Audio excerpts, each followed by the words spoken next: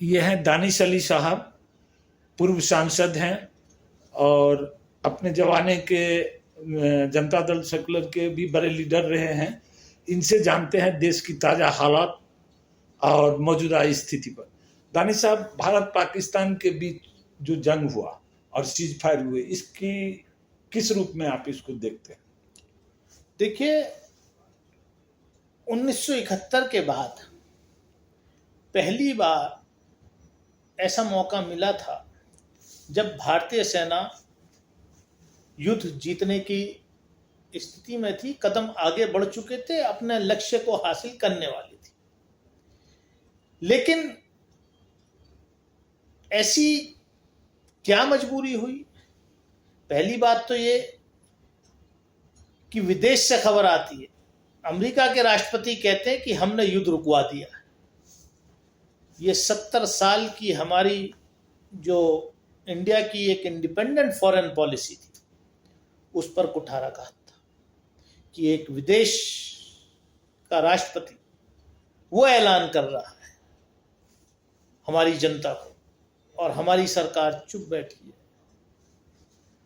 और mister Trump लगातार पिछले 4 दिन से, जब मैं आपसे बात कर रहा हूं, लगातार वो इस बात को रिपीट कर रहे हैं कि I got the cease fire, I told India and Pakistan let's have a trade.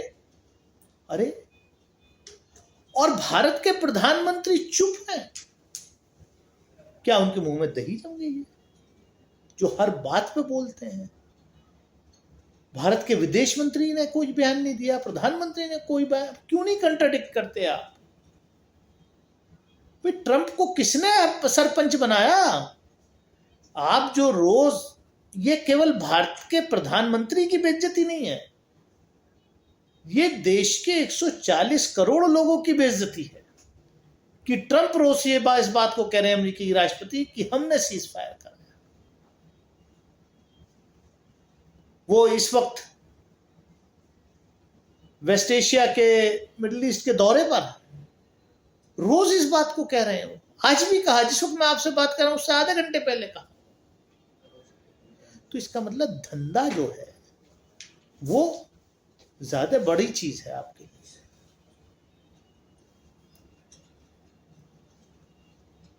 बहुत ही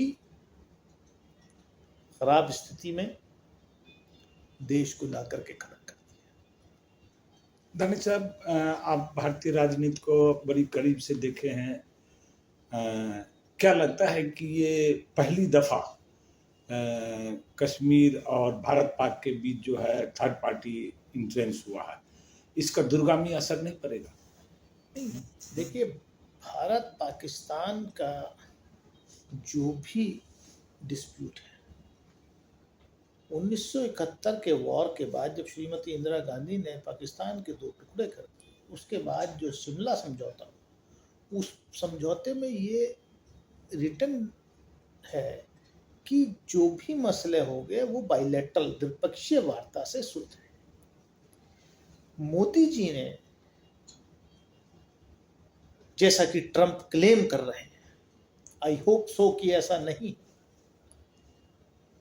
तो इस मसले को का अंतर्राष्ट्रीयकरण कर दिया, जो कि बहुत ही दुर्भाग्यपूर्ण, इसके दूरगामी परिणाम बहुत खतरनाक हो। इसीलिए हम बार बार मांग कर रहे हैं कि प्रधानमंत्री जी को सर्वदलीय बैठक बुलानी चाहिए, उसकी अध्यक्षता करके विपक्ष के नेताओं को बताना चाहिए कि पर्दे के पीछे क्या हुआ। पार्लियामेंट का सेशन बुलाना चाहिए, वहां पर बताना चाहिए, और विपक्ष जो है उनके साथ खड़ा है। हम पार्लियामेंट में दोबारा उस रेजोल्यूशन को लाना चाहते हैं, वो रिजॉल्व दोबारा से हम पूरी दुनिया के सामने रखना चाहते हैं कि PoK is of India, Jammu and Kashmir is an integral part of India. 1994 में पीओके वापस लेने के लिए रेजोल्यूशन पार्लियामेंट में हुआ था। तो ये सब मसले हैं जिसको पार्लियामेंट में डिस्कस करना चाहिए, लेकिन भाग रहे हैं। डॉक्टर साहब, एक आखिरी सवाल मैं जानना चाहता हूँ। जो हालात पैदा हुई, इससे अर्थव्यवस्था पर क्या प्रभाव पड़ना? अर्थव्यवस्था पर तो सीधा सीधा है। ट्रम्प टावर बनाया गुड़गांव के अंदर, एक दिन में जो है 3,200 करोड़ रुपए से ज्यादा के फ्लैट बेच दिए। उसमें यहाँ का बड़ा एक उद्योगपति घराना भी शामिल है, जीरो टैरिफ पे।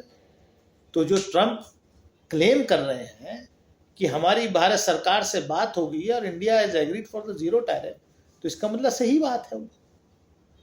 और वो बार बार इस बात को क्लेम कर रहे हैं कि ट्रम्प कह रहे हैं कि मैंने कहा भारत से और पाकिस्तान से कि लेट्स हैव अ ट्रेड, हम धंधा करते हैं। अरे धंधा देश के आत्मसम्मान से ज्यादा बड़ा हो गया, देश की सुरक्षा से ज्यादा बड़ा हो गया। मोदी जी, प्रधानमंत्री जी, आप और आपके मित्र लोग धंधा कर सकते हैं, लेकिन देश की 140 करोड़ की जनता जो है, अगर ये सही है तो कभी माफ नहीं करेगी। आने वाले नस्लें आपको माफ नहीं करेगी इसके लिए। धन्यवाद बात करने के लिए।